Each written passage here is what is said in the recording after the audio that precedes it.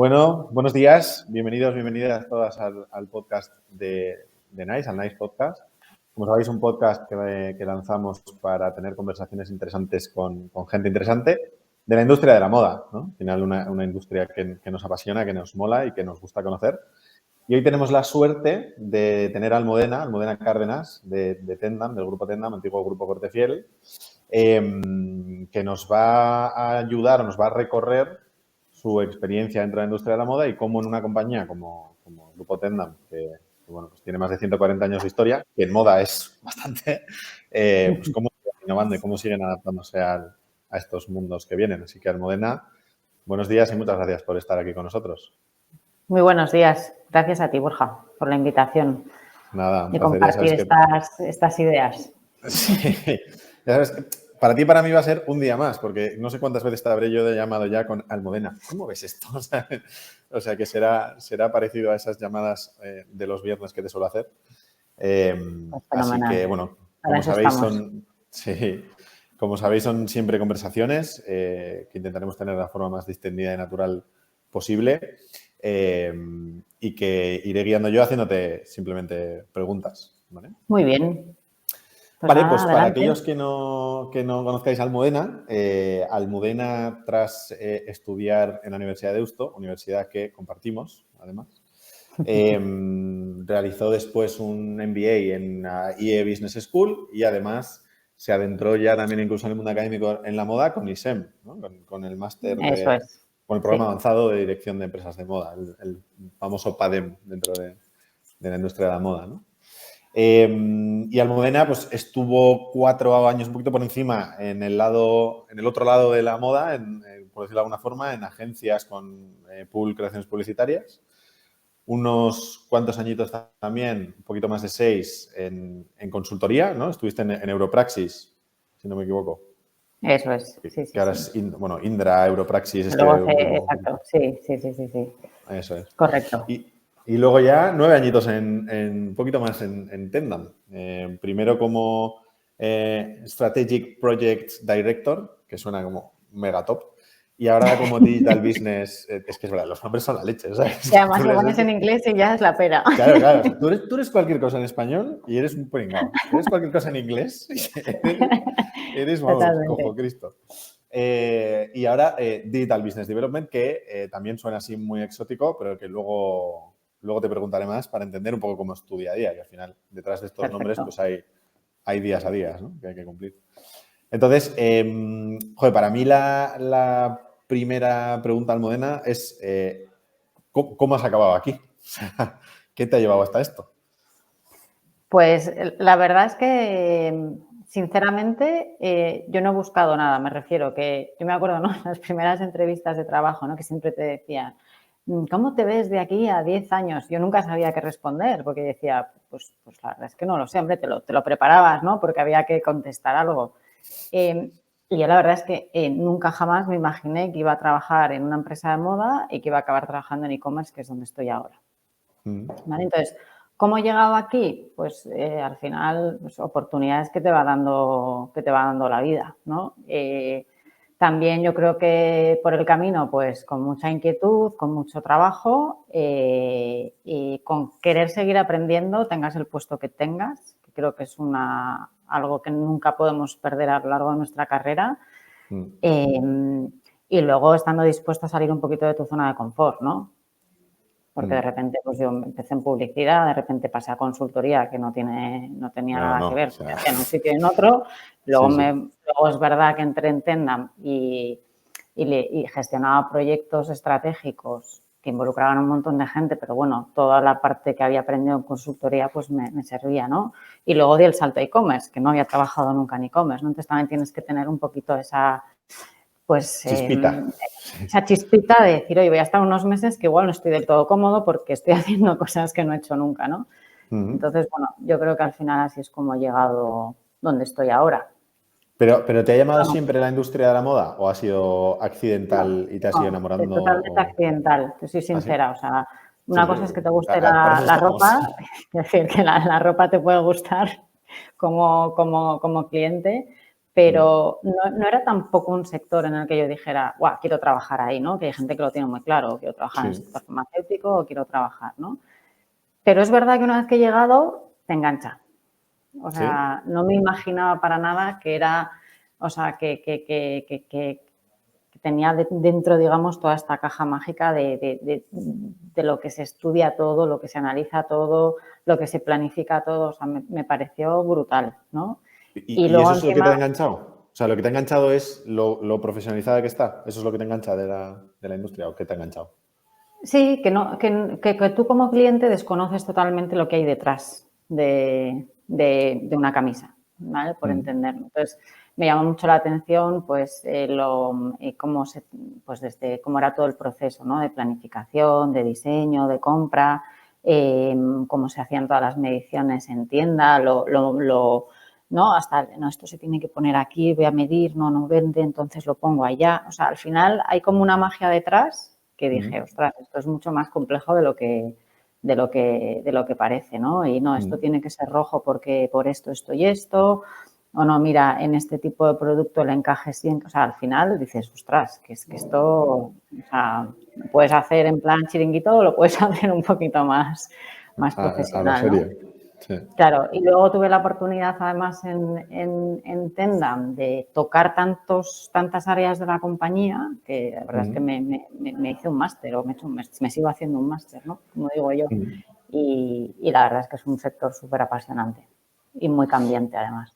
Iba a decir eso, que apasionante es, pero sobre todo y más ahora que nunca, cambiante, ¿no? O sea, porque tú, Almudena, cuando eras este primer rol que suena tan chachi, ¿no? De Strategic Projects Director, o sea, tú, claro, o sea, es que proyectos estratégicos es todo, o sea, ¿no? Quiero decir, puedes estar en cualquier área. Entonces, ¿cómo era aquí tu día a día o en qué proyectos estabas? O sea, ¿qué te ha hecho tocar tener un rol tan Sí, a agnóstico? ver, en una compañía como Tendam, ¿no? Una compañía muy grande, con muchos empleados, con muchos departamentos, hay determinados proyectos que hay que tirar para adelante, que son súper importantes para la compañía, pero necesitas a alguien que los lidere y tire para adelante, ¿vale? Porque si no, al final se queda como pues en el día a día, cada uno está a su día a día y las cosas no avanzan, ¿no? Y entonces hay que alinear a un montón de personas, a un montón de departamentos, en hitos, en objetivos, en motivar, y entonces era mi rol. Aquí hice de todo, o sea, es que hice desde proyectos de expansión internacional. Me acuerdo que uno de los primeros proyectos era queríamos abrir tiendas propias en México, pues decir, oye, pues es una cosa que tampoco es tan complicada, ¿no? Ya habéis abierto muchas tiendas. Bueno, pues es un país nuevo, tienes que crear allí compañías nuevas, contratar un equipo nuevo, con producto que va con una temporalidad diferente, ¿no? Entonces, he hecho pues desde ese tipo de proyectos de expansión internacional, desde proyectos de digitalización de tienda, ¿vale? Que ahí sí que he estado mucho tiempo haciendo proyectos de omnicanalidad, pero claro, son proyectos que son transversales, que aplican a Women's Secret, a Spencer, a Cortefiel, a todo, que aplican a España, a Portugal. Entonces, ahí pones a alguien a llevar un poco la batuta o las cosas pues no salen al ritmo que queremos que salgan, ¿no? He hecho proyectos también de reorganización interna, de revisión de procesos, no sé, o sea, es que yo creo que he hecho de todo, hasta replantear las herramientas de trabajo. Pasamos de Microsoft a Google, luego de Google a Microsoft, gestionar todo ese cambio. No sé, he hecho absolutamente de todo, creo. ¿Y cuál es el que más te ha sorprendido, el que más te ha gustado? O el que más recuerdo tienes de, joder, en esto fue la leche. Es curiosidad, ¿eh? No. A ver, me lo pasé muy, muy bien cuando hicimos todo el cambio de... a ver, que esto es un proyecto más, no es tanto de negocio como de trabajo interno, ¿no? Que era, pues trabajábamos con todas las herramientas de Microsoft y pasamos a trabajar con Google, ¿no? Te hace una chorrada, ¿no? Y dices, oye, pues poner en marcha Gmail, las comunidades en aquel momento Google Plus, Google Drive, no sé qué. Y me encantó porque aprendí un montón del equipo de Google a trabajar de otra manera, ¿no? O sea, a mí cuando me contaban del trabajo colaborativo, yo decía, ¿esto qué es? Veía que se metían Así en el que mismo habrá, documento que yo, tal, claro. cambiándole, y era como, ostras. Y entonces me gustó mucho porque fue un proyecto de tocó a todos los empleados de la compañía, que fue un proyecto de gestión del cambio increíble. O sea, porque entonces me gustó mucho y luego cómo sacarle jugo a estas herramientas para el negocio. Es decir, pues, por ejemplo, nos inventamos un montón de cosas, ¿no? Pues decir, oye, pues tenemos las comunidades de Google Plus, que al final era como una red social, y teníamos comunidades con las tiendas donde nos iban dando feedback de producto, ¿no? Oye, pues que me están preguntando un montón de clientes por este tipo de producto que no tenemos, ¿no? Entonces, era una manera de decir cómo aprovechar unas herramientas estándar para trabajar de otra manera y promover también la innovación dentro de la compañía, ¿no? Entonces, aquel fue un proyecto tochísimo, la verdad. Sí, ¿no? De Bilbao, como tú. Sí. Pues mira, cogiendo este hilo, ¿no?, de gestión del cambio. Claro, tú estás en Tendam, hablamos de más de 140 años de historia y ahora, por el rol que también tienes, entiendo que mucha de tu energía se va a esto, ¿no?, a gestionar el cambio. Y más después de todo lo que ha pasado con el COVID, de cómo se está pues cambiando la industria de la moda en los últimos años, cadenas de suministro rotas, ahora, ¿no?, precios al alza, o sea, bueno, chorrocientas cosas que están pasando en muy poco tiempo. ¿Es bueno o es malo tener 140 años de historia? Porque desde fuera yo diría, ¿no?, la lógica de la startup es malo, ¿no?, porque eso huele a que es lento y a que, dinosaurio y tal, pero se nos olvida que 140 años también son 140 años de lecciones aprendidas. Entonces, ¿es bueno o es malo? A ver, yo creo que es como dices tú, hay dos lecturas. Hay una que dices, oye, tengo acento de nuestro país que tienen mucha historia, ¿no? Pero al margen de eso, yo creo que al final el cambio necesita, ¿no?, de personas, de ganas, de inversión.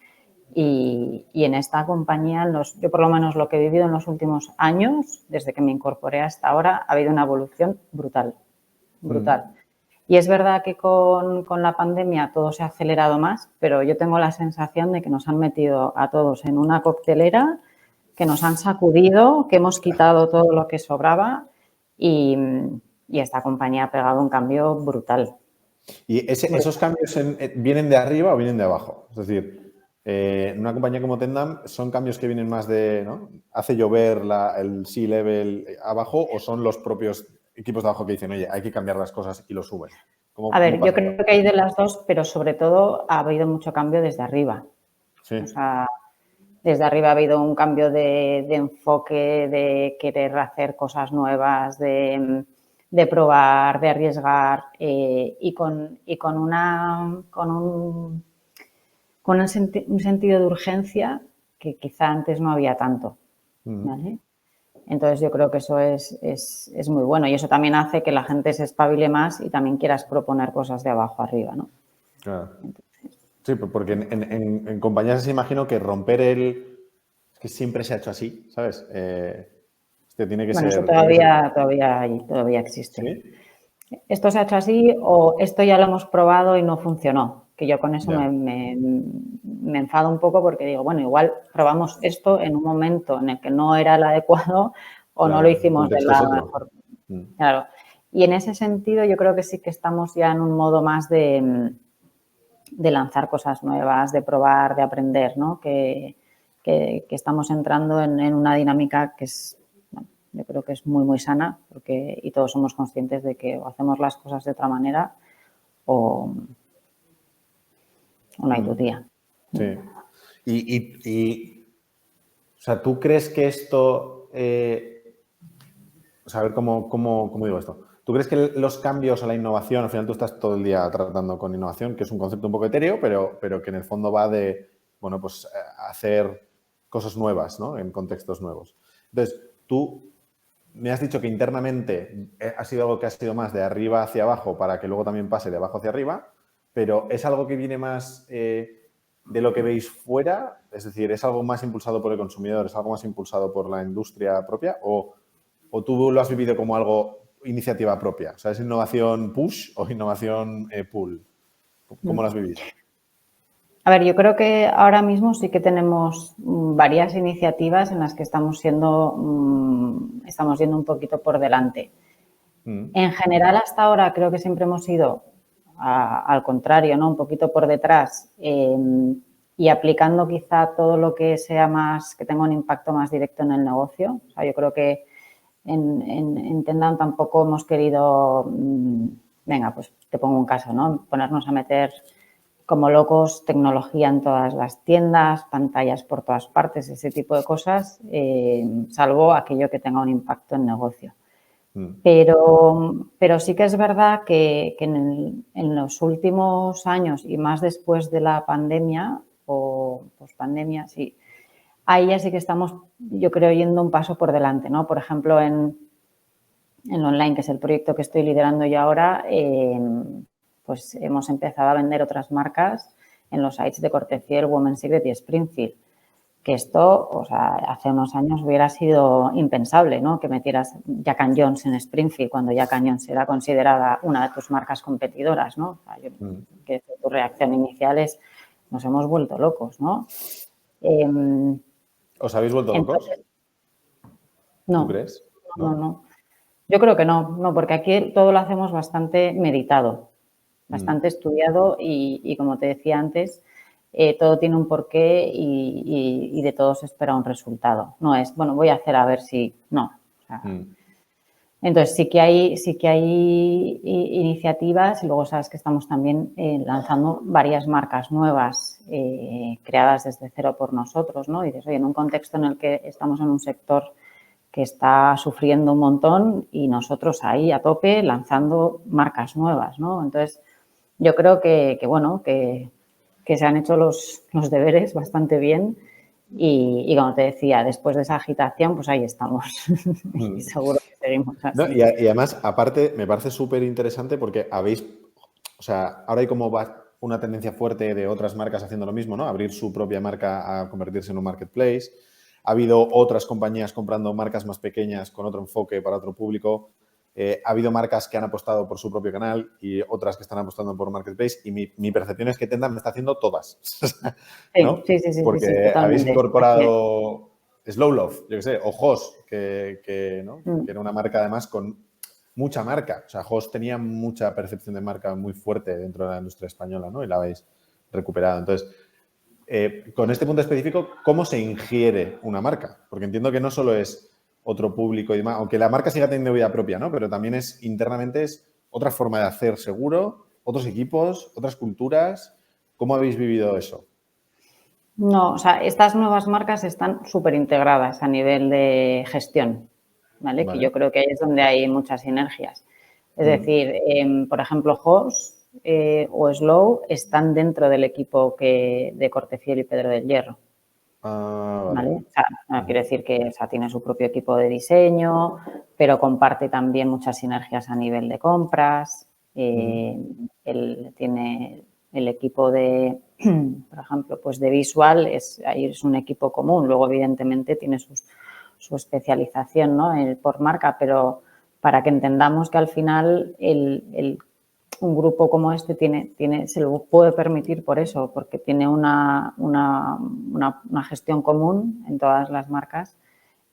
Recientemente hemos lanzado Das & Stars, que es una marca de ropa deportiva, y está bajo la gestión de Women's Secret. O sea, no tienes que hacer de cero un equipo nuevo y demás.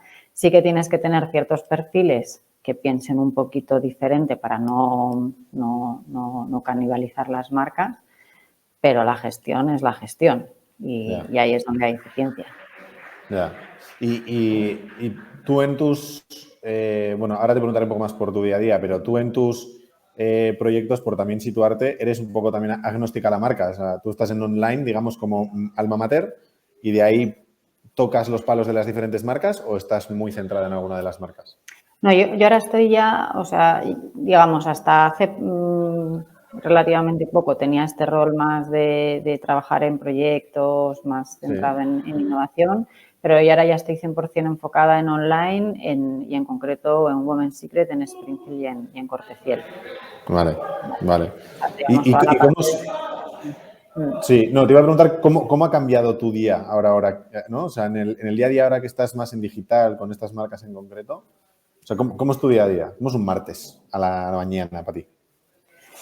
A ver, ha cambiado radicalmente porque no es lo mismo trabajar por proyectos que trabajar ya cuando tienes una responsabilidad de venta, de negocio directa, ¿no? Vale. Entonces, o sea, en el día al final tienes que estar controlando varias veces al día, ¿no? Cómo van las ventas por marca, tanto las marcas propias como las marcas terceras que estamos vendiendo, cómo está el margen, cómo estás vendiendo, pues por país, por categoría, a ver que además pues con una retail calendar o con un calendario de acciones comerciales muy intensivo, ir controlando esto está funcionando, esto no está funcionando. Entonces, hay una parte de seguimiento del negocio y de la venta súper importante. Luego, vivo metida en Teams permanentemente, como creo que nos pasa la mayoría hoy en día, no te lo voy a negar, Joder, con ya unos, es la porque hostia. el equipo es bastante grande, ¿no? Y hay que ir, pues bueno, siguiendo muchos temas y lanzando muchas iniciativas nuevas, porque tenemos todavía mucho que mejorar. Y luego también ha cambiado mucho que dedico muchas horas a estar metida en nuestras tiendas online y también en la competencia, ¿no? O sea, al ¿Ah, sí? final esto va de, sí, o sea, tienes que estar en la piel del cliente constantemente y decir, a ver, ahora he lanzado esta marca, no, pues no se entiende, no se ve, esta parrilla no tiene sentido, aquí no me sale bien. Entonces, me gusta mucho, muchas veces al final lo tienes que hacer en tu casa porque ya no, Ya, no hay, no te no hay- das horas. pero, Sí. pero, pero vamos, eso es sí o sí todos los días. Y luego que también hay que, ¿no? O sea, ayuda mucho a los equipos. Decir, oye, he visto esto, hay que mejorar aquello. ¿Qué os parece esta nueva ¿Y dónde, funcionalidad? dónde buscas? O sea, cuando dices que buscas en la competencia, claro, porque ahora sois un marketplace. O sea, ¿también te fijas en un ASOS o en un Zalando? ¿O te fijas en un Sí, sí, sí, sí. bestseller o en un... ¿Sí? O sea, en ASOS, en Zalando, en About You, en Next, ¿no? Que Next, a ver, aquí es menos conocido, pero en UK para nosotros Sí, es un poco el es un bicho. referente, ¿no? Porque Sí, sí. es un bicho que empezó también, o sea, ellos tenían sus propias marcas y luego han ido, creo que tienen ya 1.300 marcas. O sea, han ido evolucionando también con un modelo como el que estamos desarrollando, ¿no? Y para nosotros es un poco el espejo, ¿no? Entonces, oye, pues que tienes que pensar, pero ¿cómo presentan las marcas? Pero tienen un directorio de marcas, a ver cómo lo hacen, va, te metes, ¿no? A ver qué están haciendo. Y luego, por supuesto, Zalando, ASOS, incluso Shein. O sea, Te iba a preguntar justo por Shane, te iba a decir que... no quiero decir, yo no solamente me tengo que fijar en, no sé, en Zara o en otras marcas, sino también en estos players que están creciendo mucho. Claro, de hecho, se hablaba de que estaban buscando 1 billón de ronda, no la valoración, sino levantar 1 billón Un para billón, crecer. Claro, exacto. con 1 billón con B de Barcelona. De Barcelona, sí. Y, Hostias, y unas propuestas, o sea, y una estrategia de precios brutal. súper Claro, agresiva. Y o sea, ahora con tienes a inflación y Shein con... súper, exacto, tienes a Shein por un lado con unos precios tirados y por otro lado una cadena de suministro que te está empujando o nos está empujando en general, ¿no? A subir los precios en un entorno de consumo que va en caída, ¿no? Entonces dices, ostras, aquí hay algo que está a punto de pasar y hay que estar atentos, ¿no? ¿Crees que va a cundir el pánico? Con toda esta subida de precios, con un Shein o modelos de estos súper agresivos por detrás. ¿O crees que ya hemos pasado tantas de estas que se aguantará? A ver, yo creo que vamos a sufrir, ¿eh? O sea, yo creo que inevitablemente la ecuación es, o sea, subida de precios para no cargarnos el margen y un consumo que, o sea, vamos, más inflación y el consumo que cae, pues creo que vamos a sufrir todos. Ahora también hay que pensar de qué manera puedes, pues bueno, seguir siendo competitivo, ¿no? Al final. Porque, claro, o sea, a ver, desde la distancia, ¿no? Pero es como que hay una corriente muy bestia ahora de consumo responsable, bueno, estos mensajes así un poco, ¿no? Pues políticamente correctos, que sí, ok, políticamente correcto todo lo que tú quieras, pero te viene un Shein que es lo menos responsable a nivel probablemente de consumos, no sé de medioambientalmente, pero deduzco que no serán tampoco lo más estricto, ¿no? Con toda esta red de proveedores que tienen, sobre todo en Asia y demás.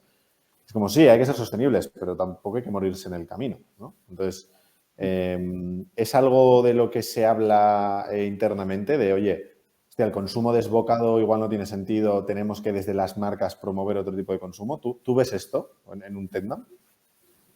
O sea, yo sí que creo que somos conscientes de que a nivel sostenible esto no puede seguir así y además vienen directivas y legislación que nos va a obligar a trabajar de otra manera. Y nosotros sí que tratamos, ¿no?, de tomarnos esto cada vez más en serio en todas, tanto a nivel corporativo como en cada una de nuestras marcas, ¿no? En la medida de lo posible de, pues eso, utilizar materiales cada vez más sostenibles, el ser mucho más eficientes con los envíos, todo ese tipo de cosas que al final tienen que ser sí o sí. Al margen de la parte marketingiana que tiene la sostenibilidad, ¿no? Sí, pero que a bueno, veces le que hace van a flaco llegar. favor. En el fondo a veces le hace flaco favor, porque ¿no? Es que el objetivo no es ser marketingiano, sino de verdad tener Totalmente, otro sí, modelo sí, de sí. Yo consumo, estoy ¿no? totalmente en contra de utilizar la sostenibilidad como pura herramienta marketingiana, ¿no? Porque Sí, yo creo que los consumidores hoy en día tampoco somos tontos, tontos. ¿no? Es que exacto. Sí. Efectivamente. Entonces tienes que hacer cosas que tengan impacto y que sean creíbles.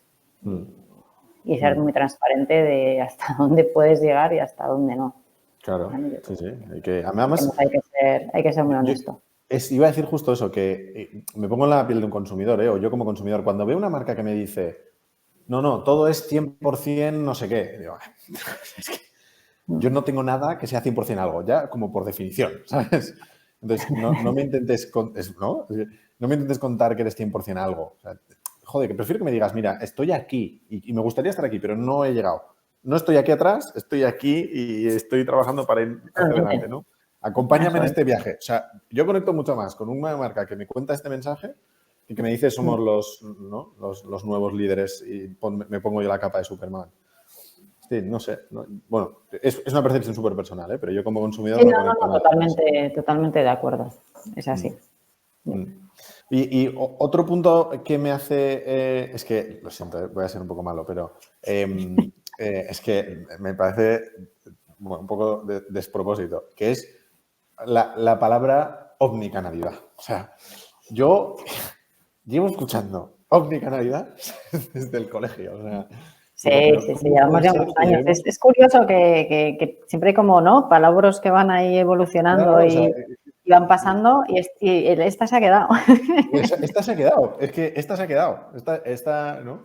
Online y tal, sí, bueno, va, pero omnicanalidad es como que sigue siendo el reto de todas las marcas. O sea, yo lo primero que te voy a preguntar, te adelanto las dos, es ¿qué es omnicanalidad? Porque yo ya dudo de lo que es, porque no puede ser lo que yo pensaba que era, porque esto ya se ha acabado, pero no, ¿eh? Y dos, o sea, ¿de verdad sigue habiendo retos aquí? O sea, ¿de verdad veis retos aquí? ¿Y es algo que os preocupa o no? Estas dos. A ver, la omnicanalidad, no sé, tiene 300 millones de definiciones. No me siento solo, me alegra.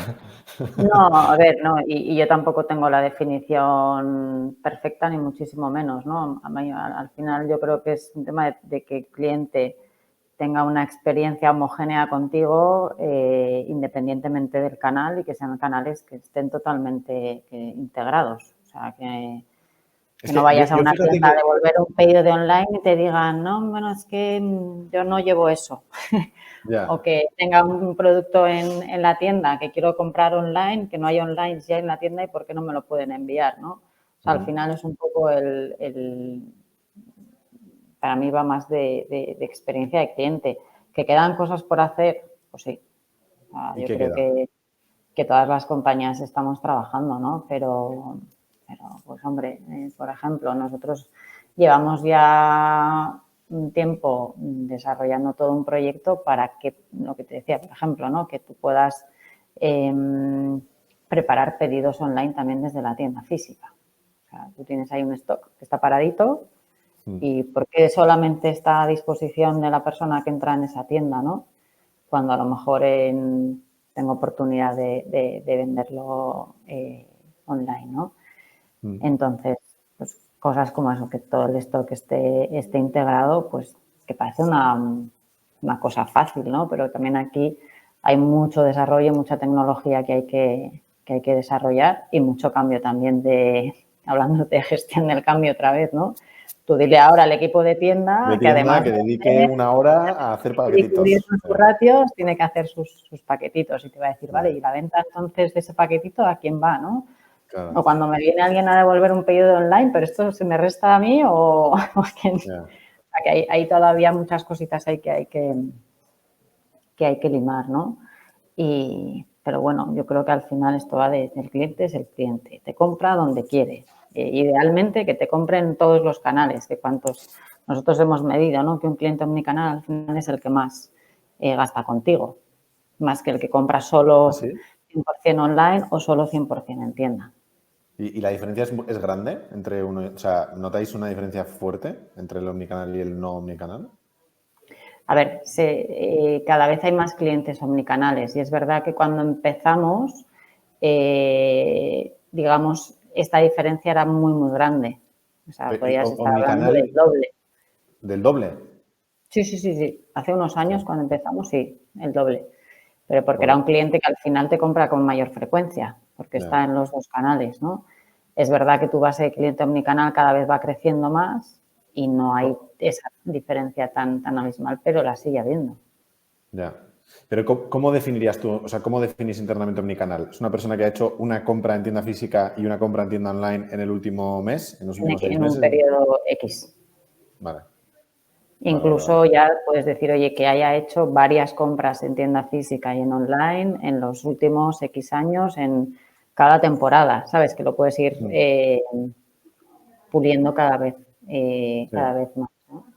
Sí, te lo preguntaba porque hablando de esto con diferentes marcas, me hace gracia porque cada una define omnicanal de una forma súper diferente. Y, joder, hostia, es que hacer un análisis así, si no tenemos claro qué es omnicanal, porque hablaba una marca que con realizar un pedido online y un pedido en físico ya eres omnicanal. Es como, ya, es que igual ese pedido online se ha hecho desde mi cuenta y ha sido mi hijo, yo qué sé, ¿sabes? Entonces, Sí, por eso es por eso te lo importante preguntaba. que a medida que pasa, o sea, que también dices, oye, en los últimos 2 años, ¿no? Que al menos haya habido, Claro, pues eso, 2 frecuencia. compras aquí y 2 compras, porque una compra puntual, pues bueno, igual ha sido fruto de la casualidad, ¿no? Pero lo importante del cliente omnicanal es que te siga comprando en los 2 canales, ¿no?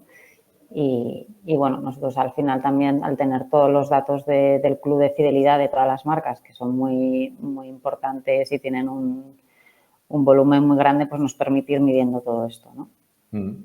Y en este grupo omnicanal, veis, o sea, ha habido mucha migración del cliente. Claro, la tarjeta del grupo Cortefiel, ¿no? De fidelizaciones, no te digo la tarjeta del Corte Inglés, pero prima hermana, ¿no? O sea, es una de las míticas y te diría de las primeras. Sí, empecé con la tarjeta así de la de primero Cortefiel, que es bueno, la marca más histórica del grupo y el club tiene ya más de 40 años.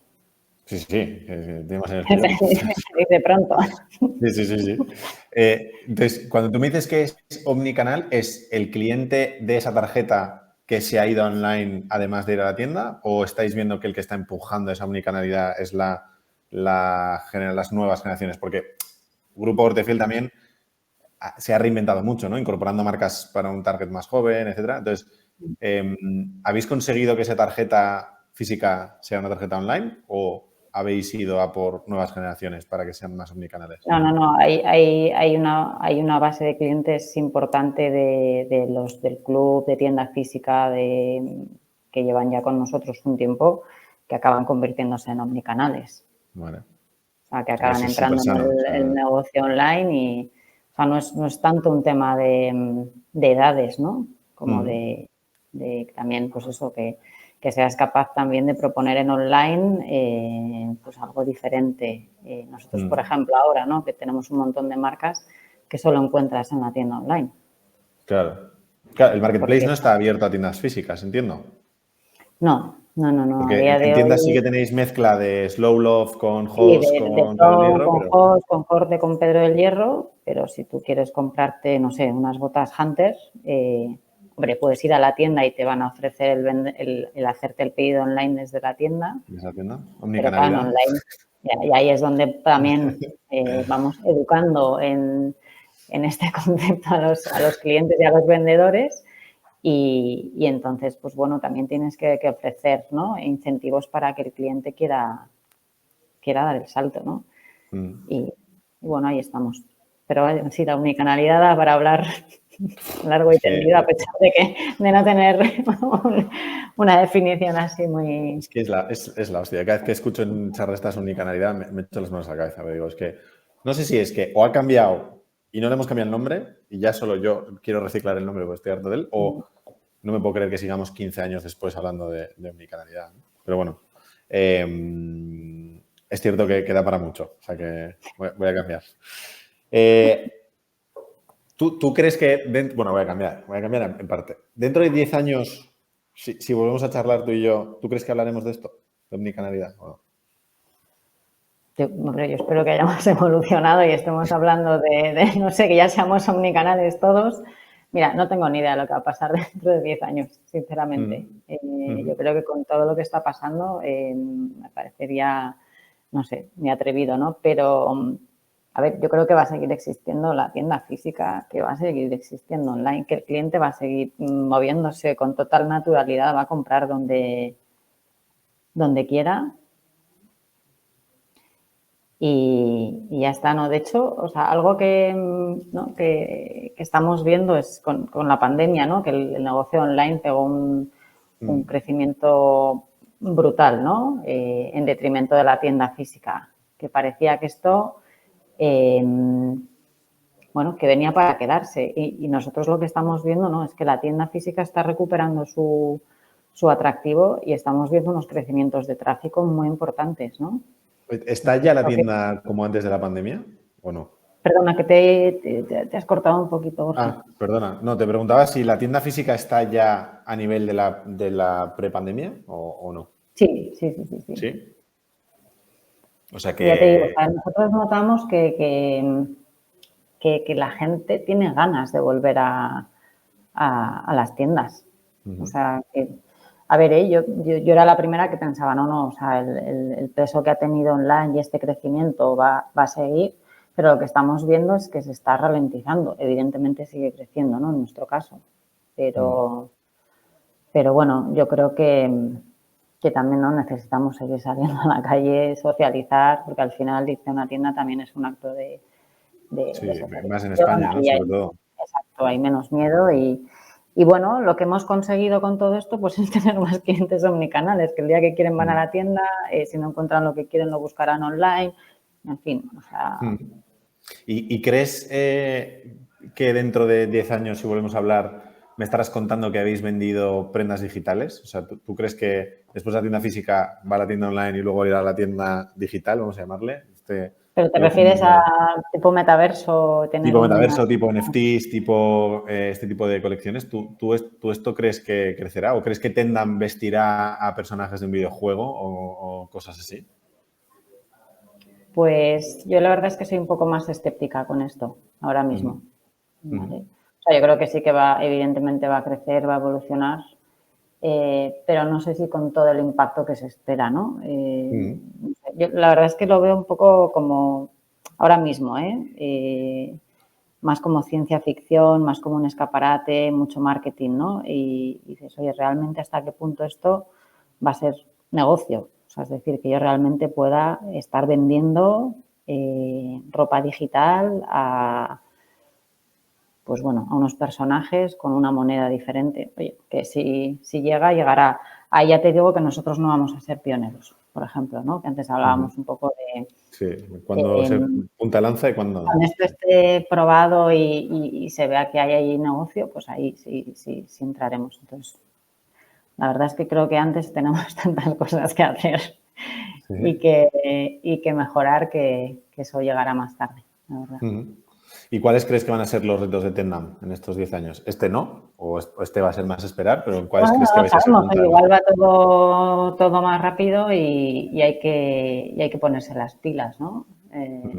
Yo creo que el reto es el poder hacer frente pues bueno, a todo lo que está pasando a nivel macroeconómico, ¿no? Que se escapa al control de todos, el que la compañía siga siendo rentable y sigamos creciendo y que sigamos ampliando nuestra base de clientes, ¿no? Al final, esa es la ecuación que va a hacer que todo funcione. Pero en esa ecuación, ¿primas la rentabilidad o primas el crecimiento? A ver, un crecimiento no rentable para mí no tiene mucho sentido, ¿no? Y bueno, la compañía también, por cómo está, digamos, por la línea estratégica que tiene, busca ante todo la rentabilidad. Bueno, también es cierto que por el momentum actual o eres un Shane de la vida que vas a por mercados financieros a lo loco y a gastar y a quemar para matar, o tiene sentido que te protejas un poco, ¿no? Cayendo la que está cayendo con una potencial Totalmente. tercera guerra mundial y cosas de estas, que esto es la hostia, parece ciencia ficción. Sí, la verdad, mejor No habrá no otro sentido. pensarlo Sí, mucho. no, ahí no vamos a entrar. Omnicanalidad, sí, esa guerra sí la libraremos, pero la otra no. Exacto, yo prefiero que En ese menor, en 10 en ese años menor hablemos de no nos vamos a omnicanalidad meter. y no tengamos que hablar de No, no, ese no. tipo de Uf, cosas. quita. Por favor, Borja. No. Buah, suficiente ella. Vale, Almudena, ya estamos acercándonos al final, que ya te quiero dejar en paz, que es viernes. Para aquellos que no lo escucháis, Almudena nos ha dado tiempo un viernes, que yo creo que tiene el doble de mérito. Entonces, nosotros para acabar este tipo de charlas, de conversaciones, que has visto que la intención era esta, que fuese una conversación, hacemos unas cuantas preguntas de cierre que te voy a ir lanzando, ¿vale? Para que nos contestes y te podamos también conocer un poquito mejor. Entonces, una pregunta que nos mola hacer bastante y que es un poco friki, un poco rara, pero bueno, hemos cogido cariño, es qué momento de la historia o qué momento de la moda, del sector de la moda en su sentido más amplio, es el que más te ha marcado, el que más te mola o el que más cariño guardas en tu recuerdo. Pues yo te diría que el momento actual. ¿Sí? Porque me parece que estamos en un momento en el que va todo tan rápido, está todo cambiando tanto y con tantos retos que creo que va a ser algo totalmente histórico. Sí, ¿eh? O sea, ¿tú crees que de esto nos vamos a acordar un tiempo? Sí. Sí. Qué bueno. Qué guay. La segunda es, ya te he adelantado con una pregunta por rara, a ver, es que nos parece como súper, no sé, curioso. No La sé. gente responde cosas súper curiosas, ¿eh? O sea, Ya, pero eso lo han currado antes, es que esto hay que pensarlo un poco. es que si te la pido, si te la lanzo para que te la pinches, no vale. Tiene que ser ahí, tiki. Esto es así. Mira, para que sepas, yo elegí cuando Michael Jordan lanzó su marca personal como una línea de moda. Me parece que marcó un antes y un después en la moda y creo que fue el primer deportista que adelantó una tendencia muy fuerte que es las marcas personales, ¿no? Las marcas personalistas, ¿no? Y bueno, Exacto. eso que soy un friki del baloncesto de 1000 pares, entonces blanco y botella leche. Pero bueno, sí, la gente la verdad es que responde cosas súper diferentes. La otra es obligada y es ¿cuál es tu prenda favorita? Mi prenda favorita, yo te diría que los vestidos de verano. ¿Sí? De verano, no invierno, verano. Matiz muy importante. De hecho, podría ser ¿cuál es tu prenda favorita? El verano. ¿Sabes? Porque me lleva el Todo lo que verano. sea. Es que, claro, al final la prenda no solamente es la prenda en sí, también es todo lo que te evoca y cuándo la utilizas. Entonces, por eso digo, vestidos en verano. Totalmente. Es que, de hecho, a mí, bueno, esto es otra conversación, ¿eh? Pero me parece súper relevante la emocionalidad que le damos a la prenda, ¿no? Exacto. Te pones una prenda en concreto y te evoca cosas. Y es súper Sí, instintivo, ¿no? además. Y a veces depende de cómo vayas vestido, te puede, bueno, a mí me ha pasado alguna vez que te cambia incluso ¿no? Pues que un día, yo qué sé, tienes una reunión mega importante y te has puesto algo con lo que te ves bien y vas como más Es seguro, que ¿no? te comes el mundo. Sí. Ahí. Total. A ver qué pasa. Vale. La tercera es, si hay alguien que nos está escuchando, ¿qué libro le recomendarías leer y por qué?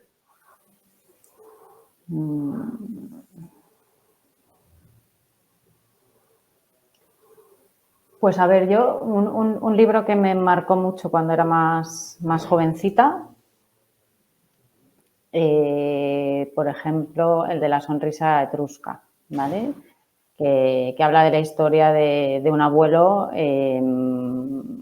pues bueno, como muy, ¿no? Muy tosco y que parecía que no tenía corazón, ¿no? Hasta que conoce a su nieto, ¿no?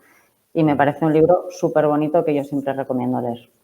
Mira, Me qué chulo. parece súper, súper bonito, que no sé si te lo habrás leído, pero bueno, igual la hora que estás viviendo el momento de ser tío, pues nada, luego ya sabes lo que llega. Sí. Esto es un calentamiento. Luis San Pedro, sí. Bueno, qué bueno. Vale, y nos quedan dos más. La penúltima es una frase que quieras lanzar a aquellos que nos escuchen que te acompañe como una quote famosa, una frase que te siga. ¿Cuál sería? Pues mira, yo tengo una frase que me dijo una vez un jefe que tuve y que la aplico siempre y se la repito mucho a mi equipo, que es nunca dejes de aprender. Mi hijo, y el día que dejes de aprender en un trabajo, cámbiate. Y la verdad es que la veo súper aplicable, ¿no? Yo veo a veces personas, ¿no? Que están ahí en su día a día, llevan haciendo lo mismo no sé cuánto tiempo, ¿no? Y oye, que es 100% respetable, ¿no? Pero, ostras, ¿no te apetece seguir aprendiendo? Pues, qué bueno. yo lo Nunca dejes de repito mucho. aprender. Nunca dejes de aprender y tengas la edad que tengas, ¿eh? O sea, quiero decir, Sí. esto, aunque ya te hayas jubilado. Vamos, más tiempo que nunca, además, ¿no? O sea que... Efectivamente. Qué bueno. Sí. Vale, y ya la última, y te juro que te dejamos en paz, es ¿a quién te gustaría nominar? ¿A quién te gustaría que traigamos aquí? ¿Quién crees que sería interesante que charle con nosotros? Pues una persona que me parece súper interesante, que lo está haciendo súper bien, que no sé si le habéis entrevistado ya, sería Borja Vázquez de Scalpers. Tocayo. Tocayo. Sí. Me parece que lo están haciendo muy bien, que él es una persona muy interesante y sería un posible nominado. Sí, pues me parece muy guay. Y además las veces que he estado con él en las instancias cortas es un tío súper interesante. O sea que me alegro de que sea nominado. Iremos a por él, te lo prometo. Claro que sí. Vale, pues Almudena, pues aquí te dejamos marchar. Muchísimas gracias por tu rato, por ayudarnos a seguir aprendiendo, como dices tú. Y te mando un abrazo enorme. Espero que nos veamos pronto. Igualmente, lo mismo digo. Muchísimas gracias a vosotros. Muchas gracias.